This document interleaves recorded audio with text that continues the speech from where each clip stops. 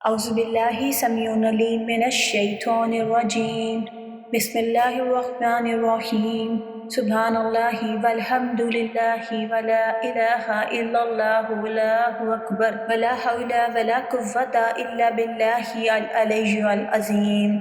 السلام علیکم ورحمۃ اللہ وبرکاتہ۔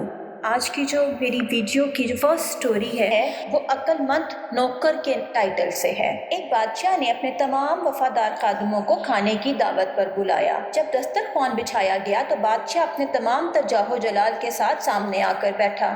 اسی دوران خادم ایک تھالی میں سالن لے کر آیا۔ بادشاہ کے رعب و دبدبے کی وجہ سے اس پر کپکپی طاری ہو گئی، جس کی وجہ سے تھوڑا سا سالن چھلک کر بادشاہ کے کپڑوں پر بھی گر گیا۔ بادشاہ نے اس کی طرف تیز نظر سے دیکھا اور اس کی گردن اڑانے کا حکم دے دیا۔ جب خادم نے یہ حکم سنا تو پورا تھال بادشاہ کے سر پر الٹ دیا۔ بادشاہ نے اور زیادہ غضبناک ہو کر کہا، گستاخ، یہ کیا حرکت کی تم نے؟ کہنے لگا بادشاہ سلامت، میں نے تو آپ کے اکرام اور آپ کو اس آر سے بچانے کے لیے کیا ہے جو لوگ آپ کی طرف منسوب کریں گے۔ جب وہ میرا جرم جس کی وجہ سے مجھے قتل کیا جا رہا ہے سنیں گے تو کیا کہیں گے؟ ایک غلام کی اتنی سی غلطی اور اتنی بڑی سزا، غلطی بھی ایسی جو بغیر ارادے کے ہوئی، پھر تو وہ آپ کو ظالم اور جابر کا لقب دیں گے۔ اس لیے میں نے آپ پر سارا سالن ڈال دیا تاکہ جب وہ میری غلطی سنیں تو آپ کو میرے قتل کی وجہ سے ملامت نہ کر سکیں۔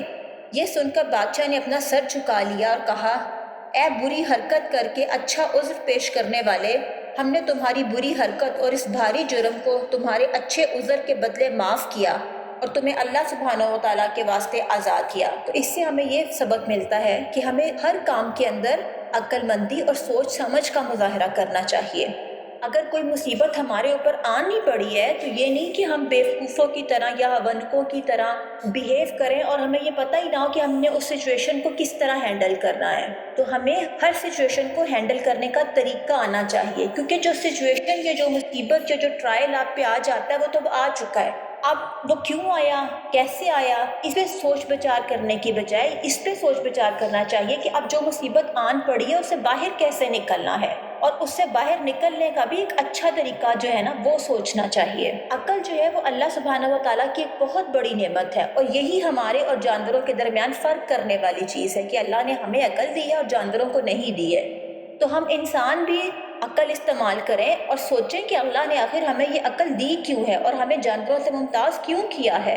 اگر اللہ سبحانہ و تعالیٰ نے ہمیں دنیا میں خلیفہ بنایا ہے تو وہ اس لیے بنایا ہے تاکہ ہم اس عقل کو استعمال کریں اور اللہ سبحانہ و تعالیٰ کے احکامات کا دنیا میں نفاذ کریں، اور یہ جب ہوگا جب ہم خود اللہ سبحانہ و تعالیٰ کی ساری باتیں مان لیں گے، ورنہ ہم میں اور جانوروں میں کوئی فرق نہیں۔ وہ بھی کھانا کھاتے ہیں، ہم بھی کھانا کھاتے ہیں، وہ بھی سوتے ہیں، ہم بھی سوتے ہیں، وہ بھی بچے پیدا کرتے ہیں، ہم بھی بچے پیدا کرتے ہیں۔